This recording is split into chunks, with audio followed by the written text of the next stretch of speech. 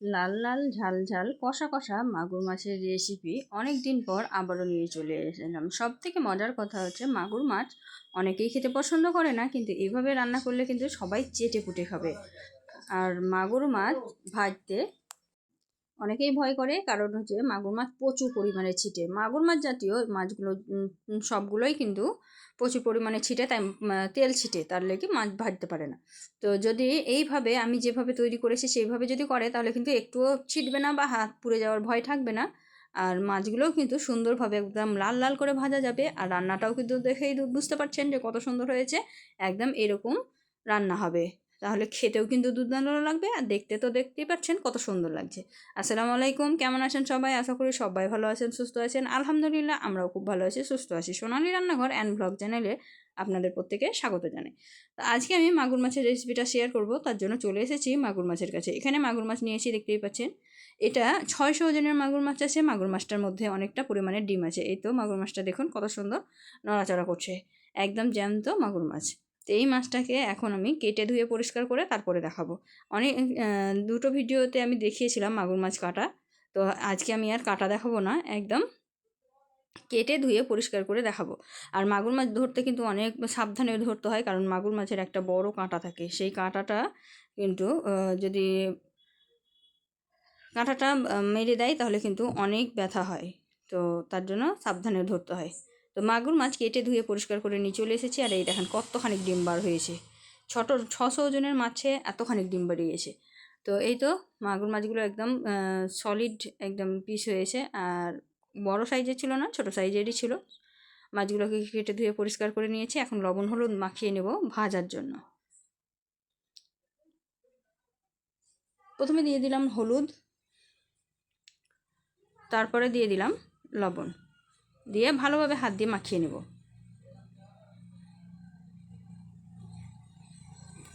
হাত দিয়ে ভালোভাবে মাখিয়ে নিলাম। হাত দিয়ে ভালোভাবে মাখানো কমপ্লিট হয়ে গেল। এখন কিন্তু মাগুর মাছেরগুলোকে আমি ভেজে নেব। আপনারা চাইলে ভাজার আগে কিন্তু তেলের মধ্যে একটু হলুদ লবণ দিয়ে দিতে পারেন, তাহলে কিন্তু তেলটা কম ছিটে। আমি এমনভাবে ভাজবো যাতে একদম তেলটা একদমই ছিটবে না, কোনো ভয়ই থাকবে না। তো এটা দেখতেই পাচ্ছেন, আমি একটা ননস্টিক প্যানের মধ্যে তেল দিয়েছি। তেলটা গরম হয়ে গেছে, এখন মাগুর মাছগুলো একে একে দিয়ে দিচ্ছি। তো মাগুর মাছগুলো সাবধানে দিয়ে দিবেন। আর আমি একবারেই যাতে ভাজা হয় তার জন্য কিন্তু এই বড় প্যানটা নিয়েছি। আপনারা চাইলে কড়াইও ভেজে নিতে পারেন, কিন্তু আমি এইভাবে একই বারে সবগুলো ভাজবো, তাই প্যানের মধ্যে নিয়ে নিয়েছি। নাড়াচাড়া করতেও সুবিধা হয় আর ভাজতেও সুবিধা হয়। এই যে দিয়ে দিলাম। এখন আমি এটাকে ঢাকা দিয়ে রেখে দেব। তাহলে কি হবে বলেন তো, যত ফুটবে ভিতরে, আর মাছটা যখন ভাজা ভাজা হয়ে যাবে তখন কিন্তু আমি আঁচটাকে হালকা করে দেব, তারপরে কিন্তু নামাবো। তা না হলে কিন্তু ঢাকনাটা খুললেই তেল ছিটিয়ে আসবে।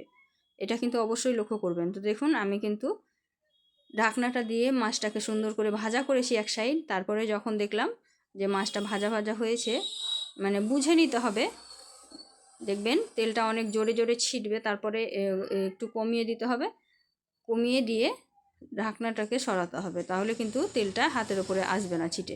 দেখুন এখন কিন্তু তেলটা একটুও ছিটছে না। তো এই তো আমি ভালোভাবে উল্টিয়ে দিলাম। আবারও এটাকে আমি ঢাকা দিয়ে কিছুক্ষণের জন্য রেখে দেবো, আর আঁচটাকে বাড়িয়ে দেবো, তাহলে দুই সাইড একদম সুন্দরভাবে ভাজা হয়ে যাবে। তো এক সাইড ভাজা হয়ে গেছে, আমি এদিকে মশলাটাও রেডি করে নিয়েছি। মশলার মধ্যে এখানে দিয়েছি দুটো টমেটো ছোট সাইজের, দিয়েছি পেঁয়াজ, রসুন আর আদা, দারচিনি, এলাচ আর জিরা, গোটা জিরা, এইগুলোকে পেস্ট করে নেব। আর এদিকে কিন্তু আমার মাছটা ভাজা কমপ্লিট হয়ে গেছে। দেখুন কতটা তেল বেরিয়েছে। মাগুর মাছ থেকে কিন্তু অনেক তেল বার হয়। আমি যা তেল দিয়েছিলাম তার থেকে কিন্তু আবারও তেল বেরিয়েছে। তো এইখান থেকে কিছুটা পরিমাণের তেল আমি কড়াইয়ের মধ্যে দিয়ে দিব, আর কিছুটা পরিমাণের তেল রেখে দিব, কারণ মাগুর মাছের যে ডিম বার হয়েছে সেই ডিমটা আমি ওই তেলের বড়া করব। আর এই যে কিছুটা পরিমাণের তেল আমি এখানে বার করে নিয়েছি, এই তেল দিয়েই কিন্তু মাছটা রান্না করব। তো এই যে দেখলেন মশলাটা পেস্ট করে নিলাম, এই মশলার পেস্টটা আমি তেলের মধ্যে দিয়ে দিলাম। সামান্য একটু রেখে দিলাম ডিমের বড়া তৈরি করার জন্য, আর বাকিটা আমি সম্পূর্ণ কড়াইয়ে দিয়ে দিলাম। দিয়ে এই তো দেখতেই পাচ্ছেন তেলের মধ্যে আমি ভালোভাবে মিক্সড করে নিচ্ছি। তেলের মধ্যে ভালোভাবে মেশানো কমপ্লিট হয়ে গেলে আর এদিকে দেখুন মাছগুলো কত সুন্দর ভাজা হয়েছে, একদম সুন্দরভাবে ভাজা হয়েছে। এইভাবে মাছ ভাজলে কিন্তু একটু আঁশটে ভাব লাগে না, খেতে খুব সুস্বাদু হয়।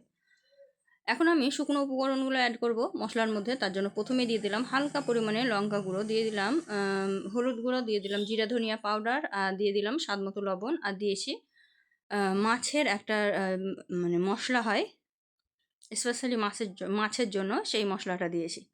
দিয়ে ভালোভাবে মশলাটাকে কষিয়ে নেব। সবগুলো মশলা আমি অ্যাড করে দিলাম। আর এখানে লঙ্কার পরিমাণ আমি খুবই কম দিয়েছি, কারণ মাগুর মাছ হচ্ছে আমার মেয়ের একদম পছন্দের একটা মাছ। আর যেহেতু ছোট বাচ্চা খাবে, তার জন্য কিন্তু বেশি ঝাল দিলে হবে না, তাই আমি অল্প পরিমাণে ঝাল দিয়েছি। আমরা কিন্তু কাঁচা লঙ্কাও খেতে পারি, কিন্তু তারা যেহেতু ঝাল খেতে পারে না, তাই ঝালটা অল্প পরিমাণে দিয়েছি। আপনারা চাইলে বেশি দিয়ে দিতে পারেন। মশলাটা সুন্দরভাবে কষার জন্য আমি এখানে একটু জল অ্যাড করলাম। এখানে তেল আছে অনেকটা পরিমাণে, তারপরেও কিন্তু জলটা অ্যাড করেছি। কারণ হচ্ছে যে মশলাটা সুন্দরভাবে রান্না হয়ে যাবে, তাহলে আস্তে বা মাছটা রান্নার পরে কোনো রকমের বাজে দুর্গন্ধ আসবে না। তার জন্যই কিন্তু আমি এখানে অ্যাড করে দিলাম জলটা। দিয়ে ভালোভাবে কষিয়ে নিলাম। দেখুন তেল ছেড়ে দিয়েছে। এখন একে একে মাছগুলোও অ্যাড করে দিচ্ছি। আপনারা চাইলে এখানে জল দিয়ে জলটাকে ফুটিয়ে নিয়ে তারপরে মাছগুলো দিতে পারেন, কিন্তু আমি ভাজা মাছ আছে আর এইভাবে কষিয়ে রান্না করতে বেশি পছন্দ করি। আমার ভিডিওগুলো যারা দেখে তারা নিশ্চয়ই বুঝতে পারবে, কারণ প্রায় ভিডিওতেই কিন্তু আমি মাছ এইভাবে কষিয়ে রান্না করি। তো মাছটা দিয়ে একটু কষিয়ে নিলাম। এখন কিন্তু এখানে আমি পরিমাণ মতো জল অ্যাড করে দেবো। এখানে আমি অনেকটাই জল দিয়েছি। একটু ঝোল ঝোল থাকবে, খুব বেশি ঝোল ঝোল থাকবে না। আর একটু জলটা বেশি দেওয়ার কারণ হচ্ছে এখানে মাছের মাথাটা গোটাই রেখেছি, ডুবো ডুবো না হলে কিন্তু ভালো লাগবে না, তার জন্য। তো জল দিয়ে আমি ভালোভাবে, এই তো দেখতেই পাচ্ছেন, ডুবিয়ে দিলাম। ডুবিয়ে দিয়ে এটাকে ঢাকা দিয়ে কিছুক্ষণের জন্য রেখে দেব। খুব বেশি সময় লাগবে না, 3 থেকে 4 মিনিটের মধ্যেই কিন্তু হয়ে যাবে, যেহেতু মশলাটা সুন্দরভাবে কষানো আছে। তো এটা দেখতেই পাচ্ছেন জলটা অনেকটা কমে গেছে, আর এরকমই জল থাকবে। এখন আমি এর মধ্যে অ্যাড করে দেবো হচ্ছে ধনিয়া পাতা কুচি। এখন অক্সিজেনে ধনিয়া পাতা কুচি একটু দাম বেশি, কিন্তু তাও একটু দেওয়ার চেষ্টা করবেন, খেতে কিন্তু দুর্দান্ত লাগে। আমি তো ধনিয়া পাতা ছাড়া কিছু ভাবতেই পারি না, তাই আমার সব রেসিপিতেই ধনিয়া পাতা লাগে। তো ধনিয়া পাতা দিয়ে আমি ঢাকা দিয়ে দিব। গ্যাসের আঁচটা বন্ধ করে ঢাকা দিয়ে দিব। আমি আর ফোটাবো না, তাহলে কিন্তু ধনিয়া পাতার সেন্টটা সুন্দর থাকবে না। তাই বন্ধ করে দিয়ে ধনিয়া পাতাটা দিয়ে ঢেকে দেবেন, তাহলে কিন্তু সুন্দর একটা সেন্ট অ্যাড হয়ে যাবে। তো এই তো দেখতেই পাচ্ছেন কিছুক্ষণ ঢাকা দিয়ে রেখেছিলাম, তার মধ্যে দেখুন কত সুন্দর একটা কালার এসেছে। খুব সুন্দর কালার এসেছে, আর একটাও মাছ ভাঙেনি, সুন্দরভাবে হয়েছে। আর এবার হালকা গ্রেভি গ্রেভি হয়েছে। এইভাবে যদি মাছ রান্না করেন, কিন্তু একটা মাছ দিয়েই এক থালা ভাত মানে কমপ্লিট হয়ে যাবে, দ্বিতীয় কোনো পদ লাগবে না। তো আমার তো খুবই ভালো লেগেছিলো খেতে। আপনাদেরকে ভিডিওটা দেখে কেমন লাগলো একটু কমেন্টে জানাবেন। আর যদি ভালো লেগে থাকে অবশ্যই লাইক শেয়ার কমেন্ট করে দেবেন। আজকের ভিডিওটা এই পর্যন্ত। দেখা হবে এই ধরনেরই আরও নিত্য নতুন রেসিপি নিয়ে পরবর্তী ভিডিওতে। তো ততক্ষণ সবাই ভালো থাকবেন, সুস্থ থাকবেন, আর আমার জন্য একটু বেশি বেশি করে দোয়া করবেন। আর চেষ্টা করবেন ভিডিওটা শেয়ার করে দিতে, এতে সবার উপকার হবে।